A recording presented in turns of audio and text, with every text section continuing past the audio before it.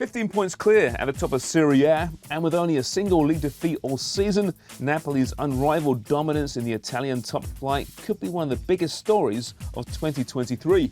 Luciano Spalletti's side are so far ahead of the pack, it's hard to see how they won't soon be crowned Serie A champions, which would mean a first league title for the club since Diego Maradona powered them to the top of the table back in 1990. It's also the first time in the modern era that an Italian club has amassed a 15-point lead after 22 games, and the records don't stop there. Since Spalletti joined the club in May 2021, Napoli have gained more points away from home than any other team in Europe's top 5 leagues. 3 weeks ago, when the Blues beat Salernitana 2-0 away, Spalletti racked up his 276th Serie A victory, overtaking Carlo Ancelotti's long-standing record for the most wins in Italy's top flight. Summer signing Ivica Kvaratskhelia is on course to become the first European player in a decade to amass 10 goals and 10 assists in an opening season.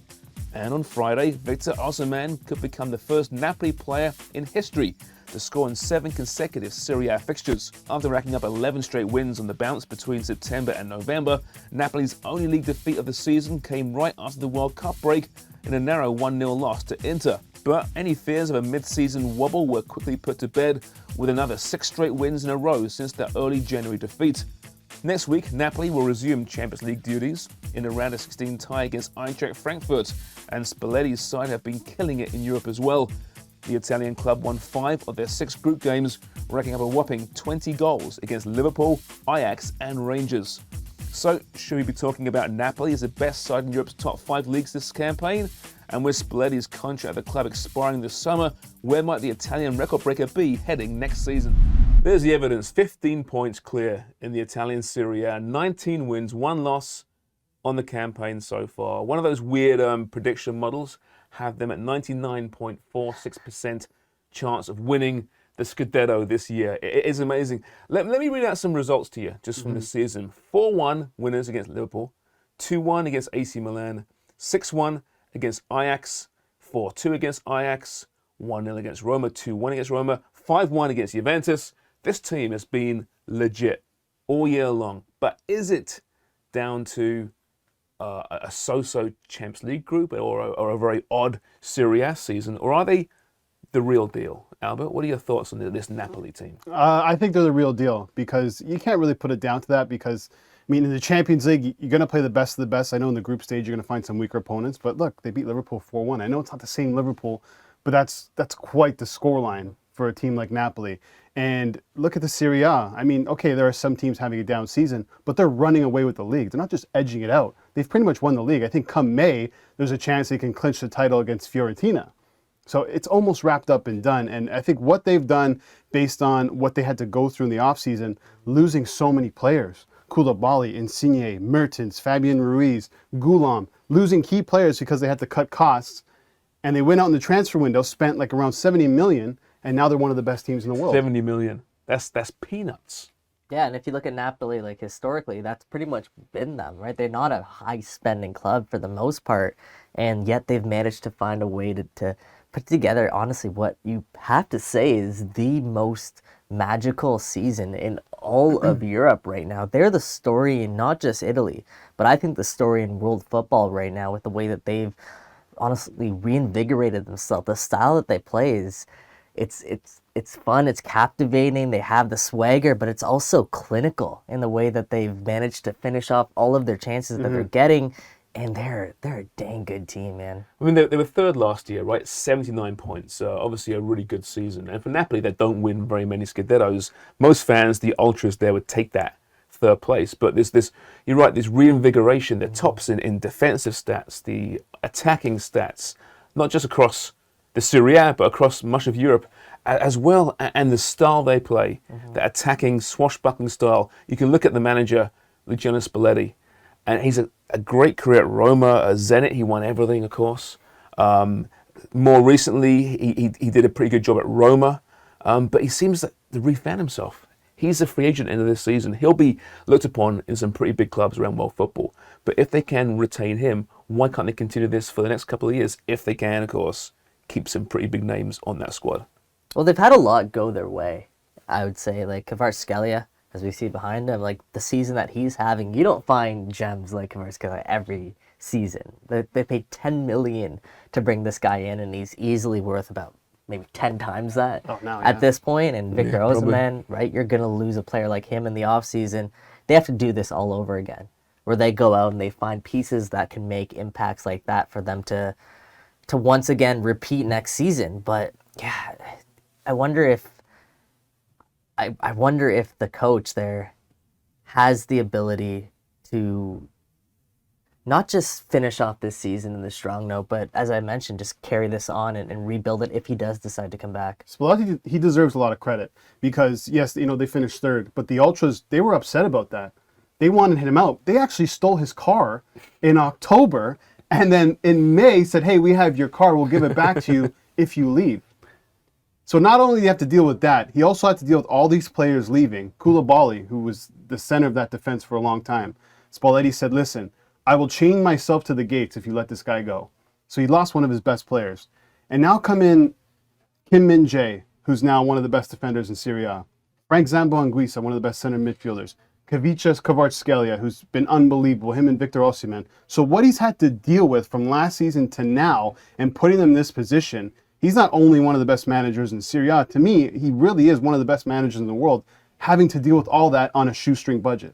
He's put them back on the map, hasn't he? Because this team, of course, back in the early 90s, late 80s, the Maradona era, were a well-known entity. Yeah. Spent lots of money to get Maradona, of course. But they've been living on that for a long time, haven't they? There's been some good teams in recent years. We obviously in Toronto know all about Insigne, what a good player he was for this team. Marek Hamšík was a brilliant player for this team. But they're always like the bridesmaids, never quite got to that next level. But now that's where they're at. And who knows, a European and Cup double. It's not out of the realms of possibility, right? They're playing Eintracht Frankfurt, right, in the Champions League. That's a very winnable game for them with respect to Eintracht Frankfurt at the moment. At what point do we say to the owner, Laurentius, who is one of the most charismatic owners in professional football? He's almost like the perfect owner in that he's a fan first. He's a TV movie producer, spent lots of his own money, but he's not an oil state. He can't really lead this team to the riches and the sustainability of the so-called super clubs. But if you're a fan of this team, you must love this guy, would you not? I think so, right? And when you think back to the Maradona days, what they did so well there is they captured that thunder. When Maradona had success with Napoli, their only league titles, by the way, was when Maradona played for Napoli. They managed to really take a club that had no success and turn it into this almost family-oriented environment that makes Naples one of the most special places to go watch football. In time they've managed to live on vicariously through Maradona, and they've captured some of that thunder, but now they're doing it without Maradona, as you kind of alluded to. And I think that if they once again do what they did back in, what was the 80s? Yeah, late 80s, early 90s. Late 80s, if they can kind of build off that momentum with this new set of guys, I think they can capitalize on that. Yeah, and I think winning the Scudetto, which is going to happen, barring an incredible collapse, is going to give them some leeway with the fans. Not only that, there's probably going to be an influx of money come next season when you sell Victor Osimhen, for who knows how much he's going to go for, Kvaratskhelia if he's going to leave. So there's a lot of money that's at play coming into the offseason, and you have to imagine that if they win the Scudetto and lose these players, they're probably not going to be at the same level next season. But again, with Spalletti, you never know. I'm waiting for the next great quote, though, from De Laurentiis. He's renowned for it, right? I got one here which stands out. You may have heard it before. There were rumours years ago about Hamšík going to the Premier League. Some of his biggest players being procured by English clubs. His response was, if they want to go to England, then in the end they're going to go. But they need to understand this. The English live badly, they eat badly, and the women do not wash their genitalia. To them, a bidet is a mystery. This is the owner of a professional football club publicly saying this. I don't know what would happen if he said that nowadays. I can see at the very least a large fine. But as far as a charismatic owner, this guy has most of them beaten, I think. But more seriously, to the football itself, it's not just what they're doing, it's the substance, yes, but it's how they're doing it. They have no respect for anyone. Going in and smashing Liverpool, and I know they lost them too in the return leg. Irrelevant, really. Meaningless game. Meaningless game. game. Exactly. Of the year, they had it clinched, right? Yeah, exactly. They've been doing it all year long. They were building from last season. Can they be the next, a team that Napoli could be a Dortmund in my mind, a team that can get this cycle going of developing young talent and then selling it off? Because I don't think, like you mentioned before, they're not rich enough to really keep these players long term, but they can be a Dortmund and be a sustainable force in European football if done right. Yeah, I mean, where they were heading into this season, nobody expected them to be in this position, but now they're presented with an opportunity to turn into a club like Dortmund, as you mentioned, with the amount of money that they're potentially going to have this offseason, building on the success. It's such a great opportunity for them, and yes, this is a brilliant year, but what's to come may define their long-term future. Who's if you're a super club and you're going to procure one of these players, who are you going for? Are you going for Kvaratskhelia? Or are you going for Osimhen? Not bad, right? Osimhen. That's a tough one. Osimhen's been fantastic. 17 goals this season. I mean, yeah, I don't think you can go wrong either way. I mean, with Kvaratskhelia, you get a complete playmaker. Was it 9 goals, 9 assists? 11 goals, 14 assists. It's unbelievable what he's doing, right? I mean, at that age, can you keep this up? I mean, in a different league like the Premier League, which I don't want to say it's more difficult than Serie A, but maybe play it at a higher pace. Can you handle that? I would probably lean to Osimhen because goals are so hard to come by, and that's what you pay for. So I think Victor Osimhen, who's being linked heavily with Manchester United right now. 17 goals, yeah. Giovanni Simeone, by the way, 8 goals off the bench. Some big ones late in the game there, and his father, of course, Diego Simeone. Pretty decent manager, great player in his own right as well. 15 different goal scorers this season. Yeah, Chucky Lozano's refound his form too. Yeah, that's right. He's got 3 in the league, but more than that overall. Yeah.